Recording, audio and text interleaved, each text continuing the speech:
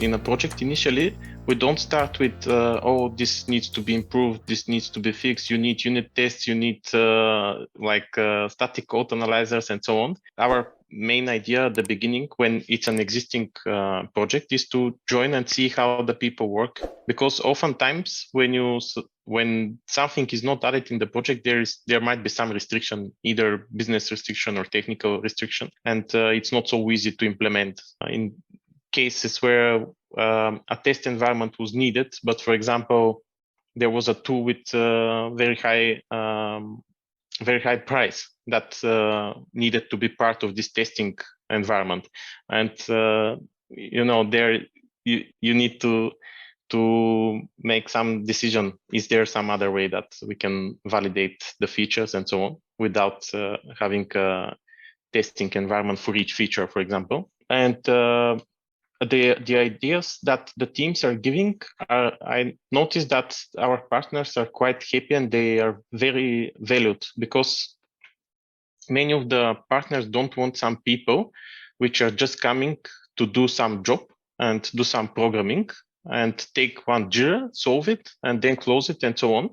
They want people which are involved in the project and they contribute to the whole idea, and they check the bigger context of the project, not just one specific task which was given to them.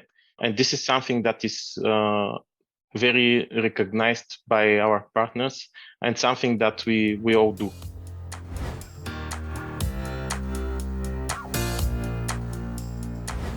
Being humble doesn't mean that you are not assertive.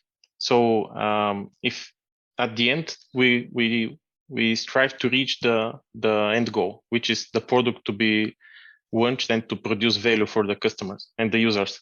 And if you see that something is hurting the project and the product, you need to raise a voice and announce this to the partners or to the technical architects and so on, to whoever can respond to this issue that you solve.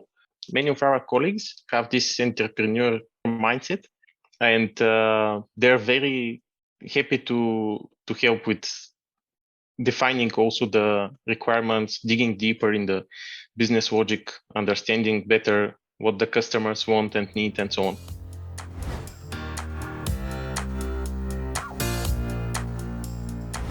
Usually we have, depending on the demand, several developers.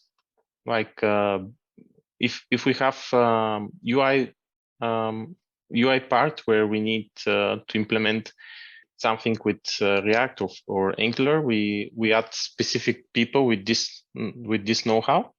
So, and if we need also to contribute for the backend, we also add a senior backend person.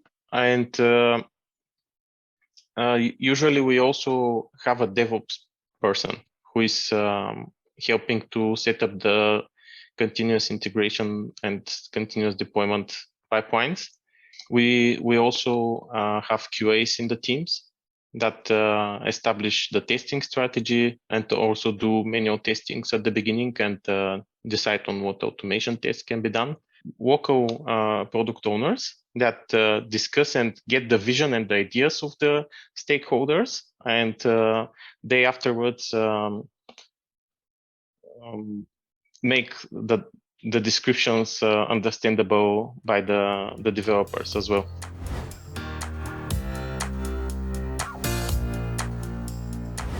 The domain knowledge in the specific industry is, I think it has tremendous impact on the delivery of the team. Because, for example, when I first started to work on projects related to transportation, there was a lot of new stuff like EDI messages or EDI fact format. And this is something which is specifically used in the communication between transportation systems. And it takes you like a week or more to research about this new format that you just learned. And also, you then need to research libraries that are mapping between your classes and this data that the other systems can send.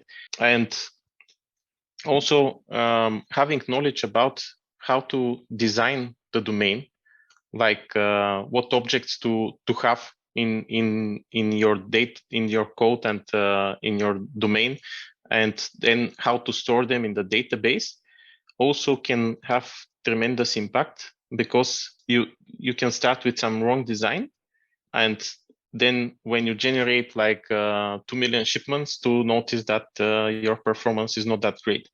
And since we already tackled such issues, we can predict such issues in advance.